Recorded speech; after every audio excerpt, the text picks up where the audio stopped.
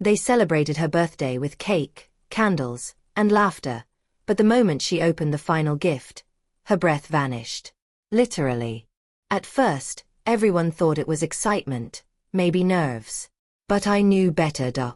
I saw it in her eyes, the way they widened, not with joy, but with silent panic.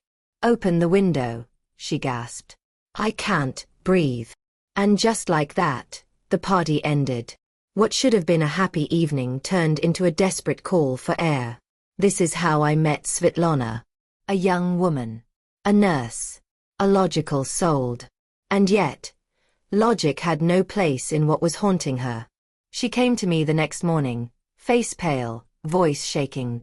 "I've had asthma attacks for over a year," she said. "But last night was different. I forgot my inhaler. I never do that. I almost passed out. I felt like I was drowning." I held her hand. "You didn't forget the inhaler," I told her. "It was taken from you. Not by a person, but by something else." She frowned. "I'm a doctor. I work in a hospital. I've done every test. The scans say I'm healthy. But it keeps happening. Especially around water." "And what happened last night?" I asked. She hesitated, then pulled something from her bag. "A pendant," she said. "A silver star. My boyfriend, Dennis, gave it to me last year. On my birthday." I took the pendant. Cold. Sharp-edged. Heavy, but not just in weight. "This star," I said, "doesn't belong to you." "What?" "Someone else wore this before you. And that person didn't want to live." She blinked. "You mean a suicide? The energy is trapped inside, and it's trying to take you with it." Her hands trembled.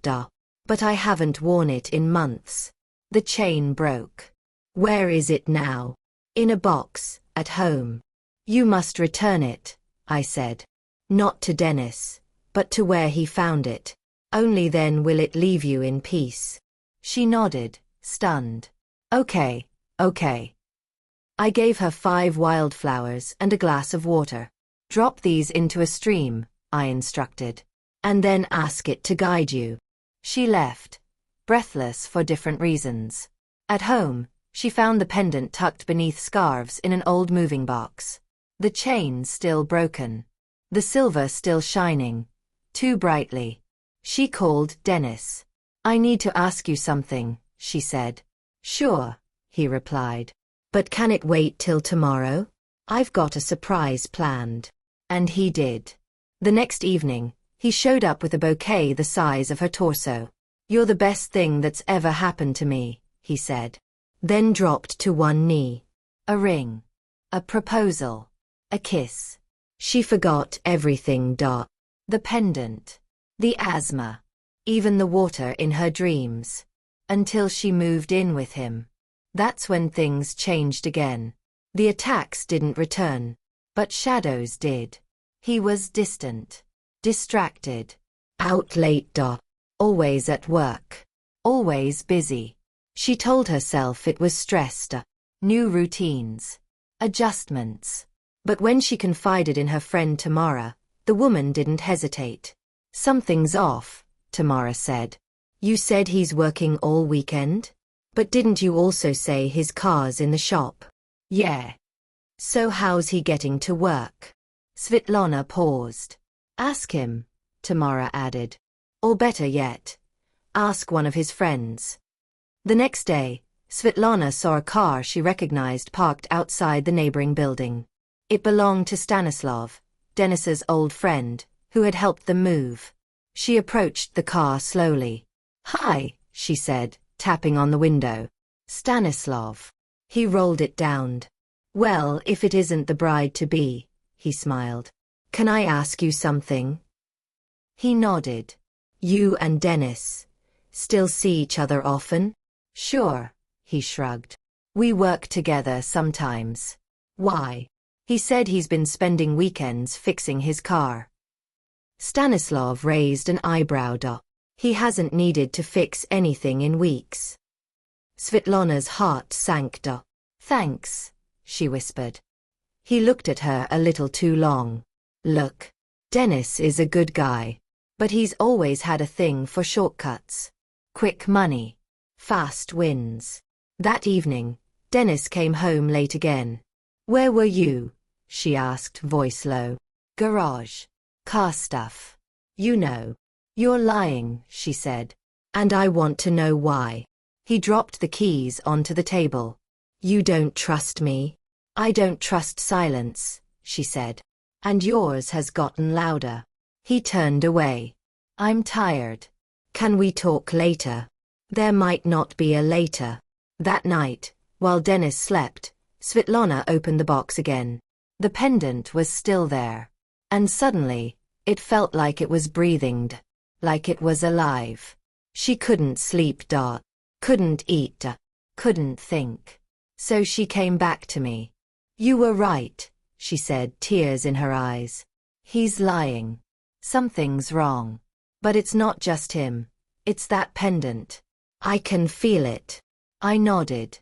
It belonged to someone who died by choice. And it's still carrying their goodbye. I want to get rid of it, she said. But Dennis, he found it. Maybe he knows where. Then ask him. Ask him now. And if he hesitates, you'll know. She swallowed hard. Okay. I handed her a white candle and a piece of black thread. Use this the night before you return the pendant. Tie the thread around your wrist. Light the candle. Say nothing. Just listen. To what? To whatever tries to stop you. The next morning, Svitlana did exactly what I told her. She waited until Dennis had finished his coffee, kissed her forehead, and started lacing his shoes. Wait, she said. I need to ask you something. Sure. That pendant, the star you gave me last year. Where did you get it? He blinked. I told you, didn't I? I bought it. No, she said gently. You said you bought the box. Not the pendant. Dennis paused. Then gave a slow nod. Okay. I didn't exactly buy it. I found it. Found it. While fishing. Around your birthday. There was this old tackle box caught on my line. I opened it and, well, there it was. Still shiny. Still perfect. I thought it was fate. Svitlana's heart skipped. Do you remember where? He looked embarrassed. No. Not really. Somewhere near the dam, maybe. Do you think you could find it again? I could try, he said. Why? I just think.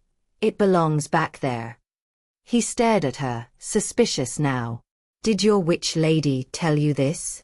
She's not a witch, Svitlana snapped. She helped me when no doctor could. When no one else could explain why I felt like I was suffocating in my own skin. Dennis stood up. Fine. We'll go this weekend. If it makes you feel better.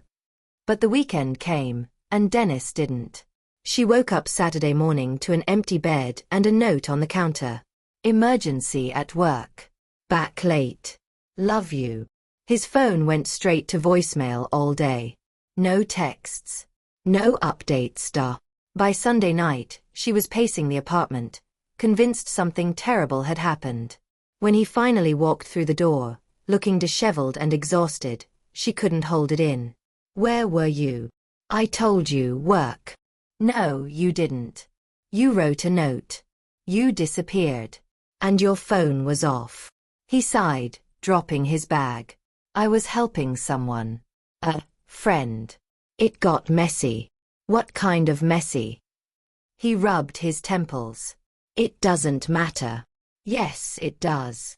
He stared at her, then finally cracked. Fine. You want the truth? I owe people money. A lot. I tried to fix it, but I made it worse.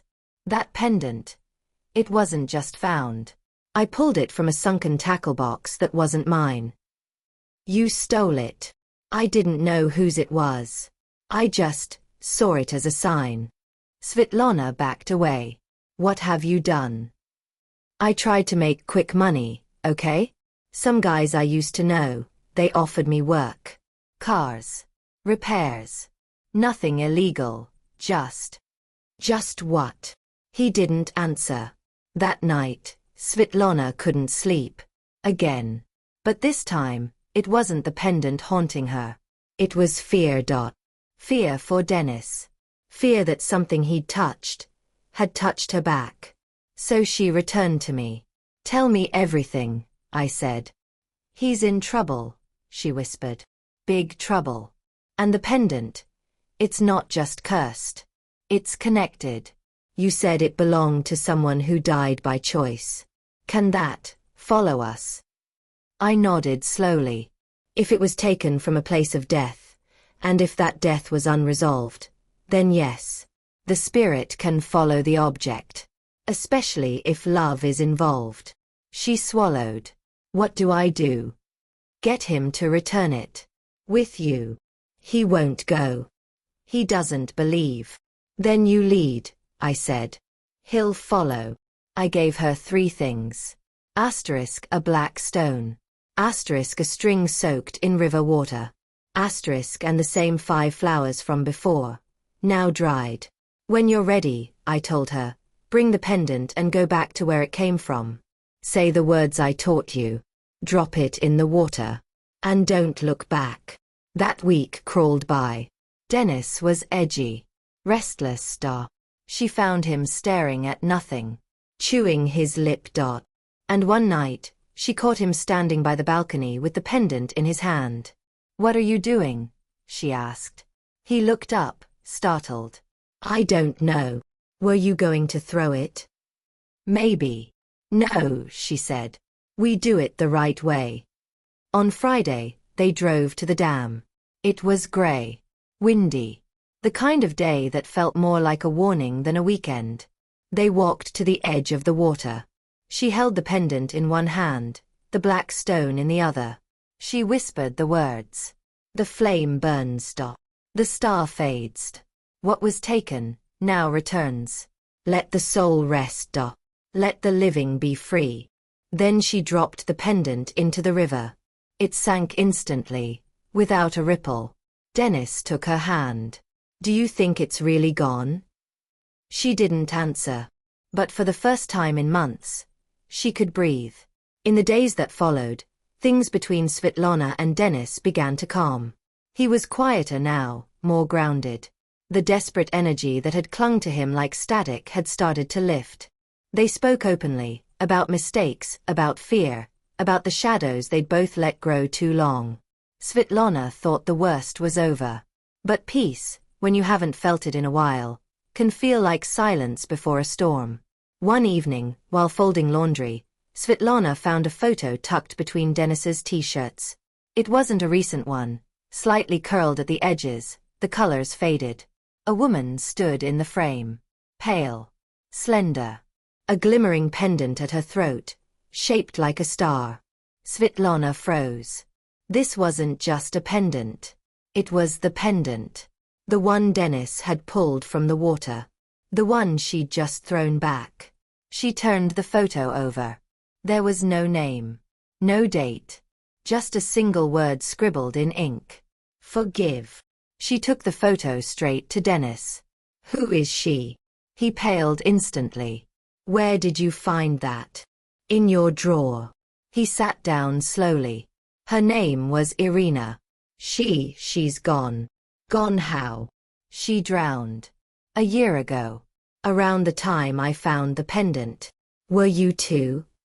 No, he said quickly. Not like that. We were friends. Once.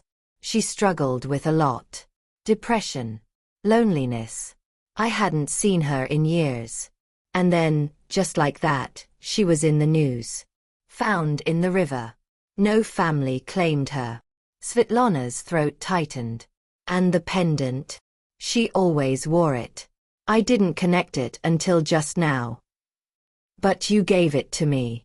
As a gift. I thought it was fate. I didn't know it was hers. A long silence fell between them. And then Svitlana said very softly, I don't think she wants to be forgotten. That night, She dreamed of water. Not crashing waves or drowning, just a deep, still lake. A mirror. And in that mirror, her own face, looking back. But the eyes weren't hers. They were hollow, sad, and glowing faintly with starlight. She woke in a sweat. The next morning, she returned to me once more. "She's not gone," she said. "Not really." "No," I replied. "She never was. I saw her. I think she showed me something." "She showed you herself. But we gave the pendant back." "The object is only half the chain," I said. "The other half is memory, guilt, silence." "Then what do we do?" "You honor her. You remember her. You finish her story." Svitlana was quiet for a moment. "I want to help her rest. Then find out who she really was. Not just how she died, but how she lived." Svitlana spent the next week searching. She scoured old forums, social media groups, obituaries, anything that might lead to more about Irina.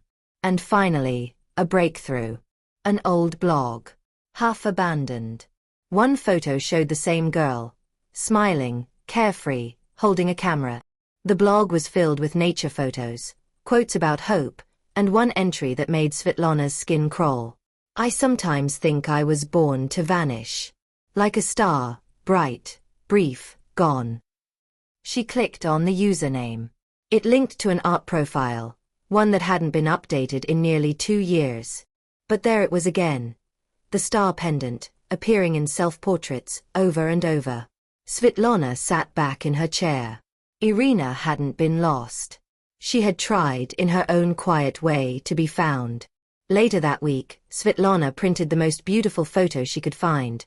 Irina standing near a tree, sunlight caught in her hair. She framed it, lit a candle, and placed it on the windowsill. "You mattered," she whispered. "You're not forgotten." That night, she slept deeply. No dreams. No asthma. No shadows. But Dennis, on the other hand, was unraveling. The guilt he had hidden behind jokes and distractions was finally catching up. He became distant, restless. One evening, Svitlana found him sitting in the dark, the empty pendant box in his hand. "She didn't deserve that," he muttered. "None of it." "No, she didn't," Svitlana agreed. "But you're not the only one who let her slip through the cracks. We all do that. Forget people once they're gone. You tried to turn her story into something good. It was misguided. But it came from love." He looked up. "I don't know how to forgive myself." "Then start by forgiving her." Together, they returned to the dam one last time. This time, not to throw anything away, but to leave something behind. They brought a white flower, a photo, and a folded letter, written by Dennis. They placed it all on a flat stone near the water and stood in silence. The wind stirred. Somewhere in that moment, the air shifted, and Svitlana finally felt it. Peace. A few weeks passed. The air was cooler now. Autumn had started brushing its fingers through the trees. The leaves changed, the days shortened, and for the first time in a long time, Svitlana felt stable. The asthma attacks had vanished completely. Dennis was more open, still carrying his shame, but no longer letting it define him. They'd even started planning their wedding again. Not rushed, not dramatic. Just quietly, intentionally. Like people who understood now what it meant to hold on to something sacred. But life doesn't always stay peaceful. One Sunday morning, Svitlana opened the mailbox and found an envelope with no return address. Inside, a single photo of her, taken from outside the apartment window. She dropped it. The image was grainy, but unmistakable. She was sitting at the dining table, bent over a book. Her hair tied back. A candle lit nearby. Someone had been watching her. Again. Her breath caught in her chest. Not again. She brought the photo to me that same evening. "They're back," she whispered. I didn't speak right away. I looked at the photo. Then at her. No, I said finally. This isn't the same presence. It's not the spirit of Irina. Then who? This is someone alive. Svitlana blinked. You mean, someone stalking me? Yes. But not randomly. This is personal. I reached out, touched her hand. There's someone close to you. Someone who wanted your pain. And they've realized you escaped it. Now they're angry. Who? Why? They don't want your death, child. They want your fear. Your breathlessness. Your silence. I let her sit with that for a moment before continuing. You need to find the second thread. She looked confused. I thought we cut the thread. When we gave back the pendant. That was one thread. A thread from the past. This one, I said, holding up the photo, is from the present. At home, Svitlana installed new locks. She closed the blinds. She checked the windows twice before sleeping. But no more photos came. No notes. No strange phone calls. Just silence. And sometimes, silence is worse. She began to question herself. Maybe it was a prank. Maybe it was Dennis. Maybe someone found the old pendant and was toying with her. She tried to bring it up to him. I got something weird in the mail, she said casually, showing him the photo. He stared at it. His jaw tensed. Is this recent? I think so. I don't know. Dennis stood, walked to the window, pulled back the curtain. Nothing. Then he turned to her, voice low. You think it's him? Who? Stas. The name chilled her more than she expected. I thought he was in prison. He got out last week, Dennis said quietly. Early release. The next few days were tight with anxiety. Svitlana jumped at every sound. Every footstep in the hallway. Every creak of floorboards. Then came the second letter. This one wasn't a photo. It was a note. You took something that wasn't yours. Now something will be taken from you. It wasn't signed. But it didn't have to be. Dennis paced for hours that night. I shouldn't have told him about you. I thought we were friends. I never thought he'd. You think this is about the pendant? No. I think it's about control. About revenge. He thinks I ratted him out. That I ruined his life. Svitlana sat down slowly. Then what do? We get ahead of him. The next morning, they went to the police. Dennis handed over the letters. The photo. He explained everything. The stolen cars, the illegal sales, the fire. But the officer only raised an eyebrow. You're telling me you worked for this man, committed crimes with him, and now you think he's sending threatening letters to your girlfriend? I know he is. Do you have proof? Dennis shook his head. Well, the officer sighed, then we'll make a note of it. But unless he makes a direct threat, or does something physical, our hands are tied. Svitlana left the station with a pit in her stomach. So did Dennis. That night, the doorbell rang. Dennis answered. There was no one there. Just a box. Inside, a bouquet of red roses. And a piece of paper. You said she liked flowers. Let's see if she likes funerals too. Dennis lost it. He grabbed the box, stormed outside, and threw it into the dumpster. Pack a bag, he said to Svitlana. We're leaving. Where? I don't know. Somewhere he can't find us. But Svitlana stood still. No, she said. I'm done running. She went to the drawer. Pulled out a matchbox. A small red candle. A vial of oil. I'm ending this. Dennis looked confused. What are you doing? Finishing the thread. She poured the oil onto the candle, lit the flame, and sat in front of it. She whispered a name, not his real one, but the one he'd earned in her mind. You, who dwell in shadows. You, who borrow breath to spread fear. Return to your hole. You have no name here. The candle flickered violently, then steadied. I don't give you power, she said. I take it back. The next day, the police called. Stos had been arrested. Again. This time, for trespassing. Breaking into a car. Resisting arrest. In his backpack, they found envelopes. Photos. A knife. He didn't deny anything. In fact, he laughed. Said he was just keeping an old promise. Svitlana didn't cry. She didn't tremble. She lit another candle. Whispered the same words. And this time, the flame didn't flicker. It stood tall. Steady. Unbothered. Just like her. Dennis asked her that night, while folding towels. Are you okay? I'm getting there, she said. You think it's really over? No, she replied. But I'm not afraid of shadows anymore. 2 months later, they got married. No fanfare. No drama. Just a quiet ceremony.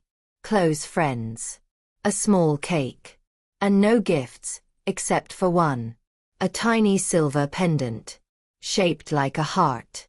Dennis handed it to her gently. This time, he said, you choose it.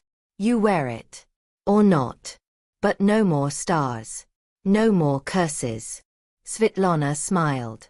I'll wear this one. Because it doesn't carry history. It carries hope.